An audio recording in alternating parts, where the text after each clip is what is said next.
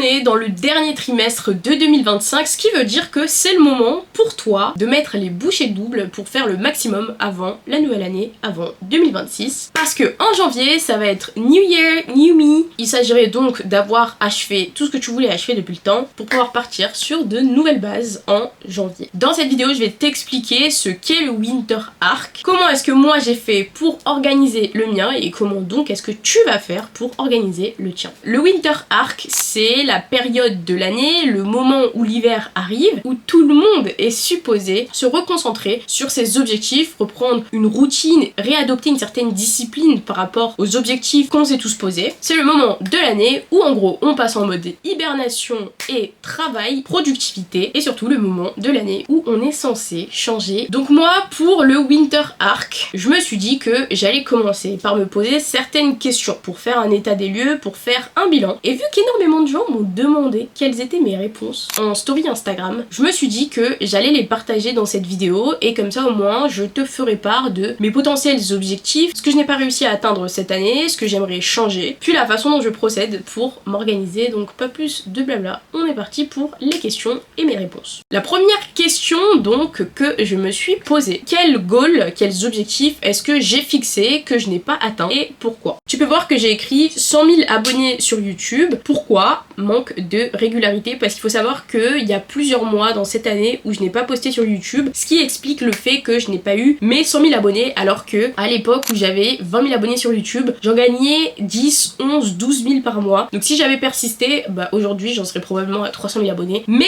j'ai appris du coup à la dure que la régularité c'était très important sur YouTube, chose qui est très bien. Ça a renforcé mes traits de caractère, notamment la persévérance et l'assiduité, donc c'est pas plus mal. Mais du coup voilà, les objectifs que je m'étais fixés c'était 100 000 abonnés, et bon pour l'instant on n'est pas encore à la fin de l'année, mais en tout cas ce n'est pas atteint, j'ai pas 100 000 abonnés sur YouTube. Ensuite, vivre des réseaux, c'était aussi un objectif que je m'étais posé. Faut savoir que avec TikTok à l'époque, les gens faisaient énormément d'argent. Quand je te dis énormément d'argent, c'est plus que le SMIC pour quelques millions de vues, et les millions de vues je les fais sur mon compte TikTok. Il y a eu une mise à jour sur TikTok où ils ont fait baisser le RPM massivement, donc si le RPM était resté le même qu'au mois de janvier, aujourd'hui je serais totalement en capacité de vivre des réseaux sociaux. Maintenant ce n'est pas le cas, c'est la vie, donc j'ai mis que c'était parce qu'il n'y avait pas de collab et un RPM faible, du coup trop faible pour vivre des réseaux. Après YouTube, on va pas se mentir, ça reste très bien, mais ce sont les collaborations qui font vivre tous les influenceurs. C'est pas vraiment les plateformes, à moins que tu fasses des dizaines de millions de vues. À partir de dizaines de millions de vues, évidemment que tu peux vivre des réseaux sociaux même sans collaboration avec des marques. Ensuite, sponsor sport, contenu trop rare, donc c'était une jolie façon de dire que je ne postais pas de contenu sur le sport, simplement parce qu'en fait je me suis fait agresser par un mec à la salle de sport et personne n'a réagi autour. Ça m'a un peu traumatisée et depuis j'arrive plus en fait à filmer parce que j'ai vraiment un choc post-traumatique, j'ai super peur quand je sors mon trépied, je suis comme ça. Donc j'avais filmé quelques vidéos en Australie en partant du principe que de toute façon je travaillais dans la salle de sport, donc si quelqu'un avait un problème, bah la manager c'était moi, donc il aurait dû le régler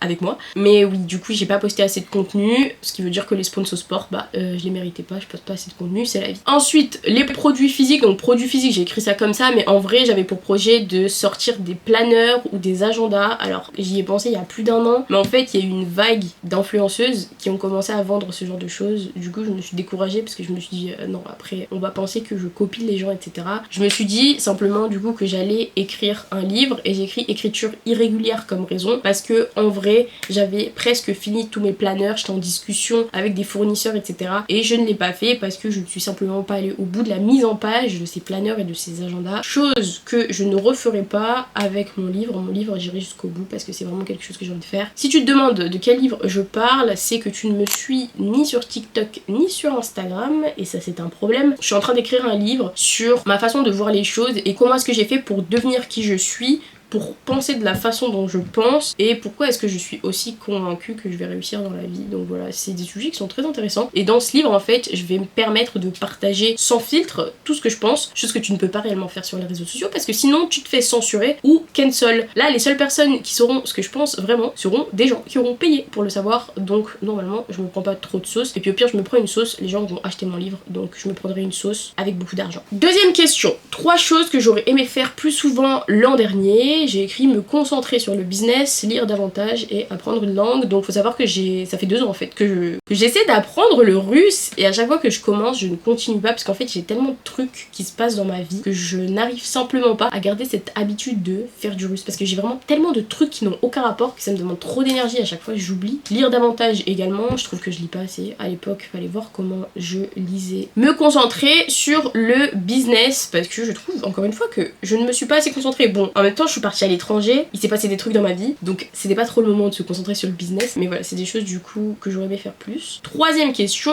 qu'est-ce que j'évite? Alors, gestion stable des démarches administratives, je déteste les papiers. Ralentir pour me ressourcer, c'est une chose que je ne sais pas faire. Je ne sais pas ralentir, je me sens coupable quand je ralentis. Je sais que c'est pas bien, mais en même temps, quand je fais rien, je me sens pas bien. Donc autant que je fasse des trucs, parce que à quoi ça sert de ralentir si tu te sens pas bien quand tu ralentis, enfin voilà. Entretenir certaines relations, faut que je fasse un petit effort d'entretien de relations parce que faut savoir que moi, je suis comme un ours, j'hiberne, sauf que j'hiberne toute l'année. Donc au final les gens n'ont pas de nouvelles de moi, bah ils me disent qu'ils le vivent mal. Donc bon, faudrait que je pense éventuellement à corriger ça. Quatrième question, qu'est-ce que je veux apprendre cette année? Bon bah c'est vraiment des hard skills, donc Excel pour mes cours en fait. Marketing, bon ça c'est totalement par intérêt pour les réseaux sociaux, donc TikTok, Instagram, analyse, growth hacking, donc pouvoir faire plus de vues, etc. tout en restant dans ma DA. Parce qu'il faut faire attention à la chasse aux vues et aux abonnés, ça met en péril ton authenticité et j'en ai fait les frais. Donc faut faire attention à ne pas trop dépasser les limites. Apprendre des langues, donc russe et arabe notamment. Comptabilité et gestion personnelle et business, bon du coup voilà, tout ça c'est un peu mes cours et ce que je fais sur les réseaux, mes livres et tout. Gestion du temps et priorisation, ce qui est important puisque moi j'ai tendance à refaire mon organisation plusieurs fois alors qu'en vrai l'organisation était déjà faite, je sais pas trop ce que j'ai avec ça mais bon bref. Gestion de projet pour le business de carnet planner, voilà, là on en parle. Production et sourcing, donc ça c'est par rapport aux fournisseurs etc. quand j'aurai fini d'écrire mon livre notamment. Structure financière personnelle, banque, budget et fiscalité, donc les trucs chiants, les papiers. Quelles habitudes tu veux créer ou quelles limites tu veux établir? Donc habitude, énormément lire, agir plus que réfléchir et faire ce que je dis. Enfin, c'est exactement ça. Tout ce que je dis, je veux le faire. Et je veux le faire dans un espace de temps minime. Donc agir plus que réfléchir et énormément lire parce que j'ai jamais autant appris que lorsque je lisais des livres. Donc franchement, qu'est-ce que tu vas sacrifier? Alors ça c'est une vraie question que tu dois te poser d'ailleurs. Toutes les questions là que je suis en train de dire, c'est pas juste pour faire beau, hein. Tu te les poses aussi. Donc qu'est-ce que je vais sacrifier? Les moments chill et mon confort évidemment. Parce que être partout, ça fait que tu te reposes pas beaucoup. Une parcelle de santé mentale et de repos, voilà, c'est pour ça que ça s'appelle un sacrifice d'ailleurs. Probablement du temps avec mes proches. Bon, de toute façon, je suis tellement dans ma vie que pas comme si je passais beaucoup de temps avec eux. Dernière question, qu'est-ce que tu n'aimes pas chez toi, que tu voudrais changer et pourquoi? Donc mon manque d'assiduité, viser l'excellence. Donc le manque d'assiduité, attention, hein, je suis assidue comme personne, mais moi je vise vraiment l'excellence, ça veut dire que j'ai envie d'avoir un emploi du temps précis et de respecter tout ce que j'ai écrit. Alors évidemment, il n'est pas possible de respecter 100% de son emploi du temps, mais il faut viser l'excellence. Parce que sinon on stagne et quand tu stagnes, en réalité, eh ben tu régresses. Difficulté à m'exprimer clairement, viser un niveau excellent, donc encore une fois, j'ai une très bonne capacité d'expression, but je peux avoir un niveau excellent. Donc encore une fois, on ne stagne pas, on régresse, je ne veux pas régresser. Et manque d'égoïsme, devenir plus stratégique pour atteindre mes objectifs. Alors je sais que ça peut paraître fou que moi je manque d'égoïsme, parce que je pense être une personne quand même assez égoïste. Mais en fait je le suis pas assez pour ce que je vise. Et encore une fois, je vise dans tous les aspects de ma vie l'excellence. Quand tu vises l'excellence, t'as énormément de sacrifices, notamment par rapport au temps et aux priorités que tu donnes aux choses. Et donc là, il y a un manque d'égoïsme et je sens en fait qu'il y a un problème d'équilibre dans ma vie actuellement parce que je ne suis pas assez égoïste. Il faut que je bosse sur ça. Maintenant que t'as vu toutes les réponses à mes questions, tu vas te poser les questions, peu importe le temps que tu vas prendre, hein, mais tu vas vraiment répondre sincèrement à ces questions et tu vas aller analyser. Puisque là, j'ai répondu, mais j'ai mis 3-4 jours à répondre à ces questions parce qu'il y a des moments où je savais pas quoi répondre. Mais bref, là on passe à la partie maintenant organisation. Comment est-ce que tu vas faire pour t'organiser pour ce winter arc pour qu'il serve à quelque chose? Premièrement, faire des blocs fixes non négociables. Par exemple, l'école, les révisions. Il faut que tu mettes des jours avec des heures que tu ne peux pas déplacer, que tu ne peux pas sauter. C'est la discipline que tu vas t'imposer ces 3 prochains mois. Tu dois réviser de 10h à 14h, de 10h à 14h le mardi. Alors de 10h à 14h le mardi, tu n'es pas disponible parce que tu es occupé. Tu révises. Pareil pour l'école, c'est pas des choses que tu peux déplacer à l'école. C'est la même chose. Encore une fois, on fait la même chose avec le job étudiant ou du coup le travail, peu importe ce que tu fais. Le travail, ce n'est pas négociable non plus. Et tout le reste, reste se construit autour de ces fondations. Ensuite, on a l'énergie et la discipline. Sport quotidien ou presque. Faut faire du sport, c'est important pour l'énergie, les amis. Enfin, franchement, c'est important pour la santé, qu'elle soit physique ou mentale. Le sommeil régulier et à heure fixe. Ça te permet d'avoir un sommeil de bonne qualité, le fait de dormir aux mêmes heures. C'est pour ça que je parle de discipline et d'emploi du temps très précis. Si tu veux avoir tes 8 heures de sommeil, tu vas dormir à 22h, tu te réveilles à 6h du matin et c'est bouclé. Pas d'excuses, pas de oui, mais je dois sortir avec les copains, blablabla. Non. Ce n'est plus le moment, ça n'a pas marché, ça tu as déjà essayé une fois. Repas planifié, donc ça c'est pour ceux en l'occurrence qui font des prises de masse ou des sèches, etc. Ou alors qui veulent simplement bien manger, je vous conseille de faire vos repas à l'avance parce que sinon vous mangez soit pas, soit n'importe quoi. Ce qui d'ailleurs se comprend parce que t'as la flemme, c'est pour ça que les meal prep existent. Ensuite, le time blocking pour les objectifs. Ça c'est quelque chose qui change totalement la vie. Identifier 3 à 5 objectifs clés. En l'occurrence, on a mon exemple, YouTube, business, apprentissage, ce sont des choses qui sont importantes pour moi, donc j'ai évidemment une liste précise de ces choses-là. Bloquer des créneaux horaires fixes pour chaque objectif, donc on en revient aux révisions de 10h à 14h le mardi. C'est un time blocking, c'est 4 heures où tu vas réviser, tu bloques ce moment. Il n'y a pas un seul instant où quelqu'un peut te sortir de ces 4 heures, parce que ça permet au cerveau de vraiment bien se concentrer, de vraiment bien s'immerger dans la tâche que tu es en train de faire. Considérer ces blocs comme des rendez-vous avec toi-même, donc tu ne dois pas les manquer de la même manière que tu ne mettrais pas un lapin à quelqu'un d'autre, et ça va aussi traduire du respect que t'as pour toi-même. C'est-à-dire que si tu te poses des lapins à chaque fois,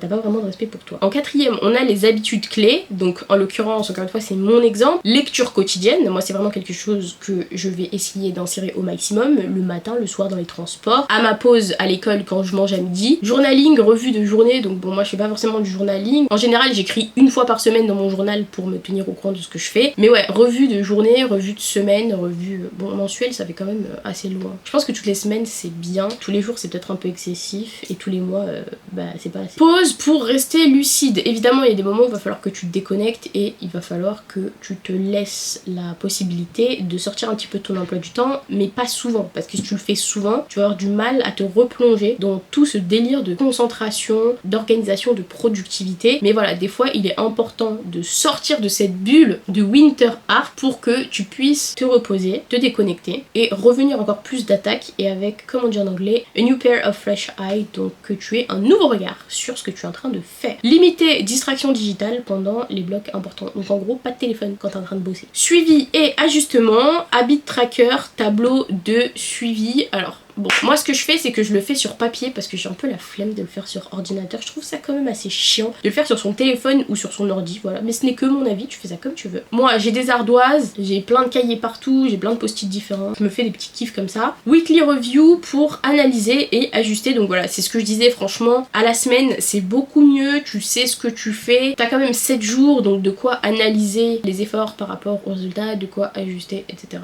Un mois c'est trop long, une journée c'est trop court, une semaine c'est parfait. Et ensuite, flexibilité, optimiser sans perdre la discipline. Donc, encore une fois, il y a des moments où certains rendez-vous avec toi-même ne vont pas pouvoir se passer. Il y a des fois où on va te mettre probablement des faux plans au travail, on va te demander de venir travailler justement ce jour-là. Enfin bref, il y a des moments où ça va pas se passer comme prévu parce que c'est la vie, ça se passe jamais comme prévu. Et il va falloir que tu sois adaptable, que tu sois capable de rebondir et de ne pas perdre de temps par rapport à ces choses-là. Exemple, ton train est retardé de 2 heures. Ah c'est top, t'as un livre à lire, le livre est dans ton sac, donc tu vas lire pendant 2 heures. Moi c'est comme ça que j'organise mon Winter Arc. Je trouve que la simplicité c'est ce qui fonctionne le mieux. Ça ne sert à rien de commencer à s'inventer des organisations super complexes avec plein de process. Le but c'est pas d'être fort en organisation, c'est d'achever ce qu'on voulait achever. Parce que sinon je ferai une vidéo comment s'organiser à s'organiser. Là c'est pas ça la question, c'est comment atteindre tes objectifs. Donc tu simplifies, tu priorises, tu planifies et t'agis. Donc voilà, c'était tout pour cette vidéo. Si jamais t'as des questions ou des astuces, n'hésite pas à du coup les poser en commentaire ou à les partager.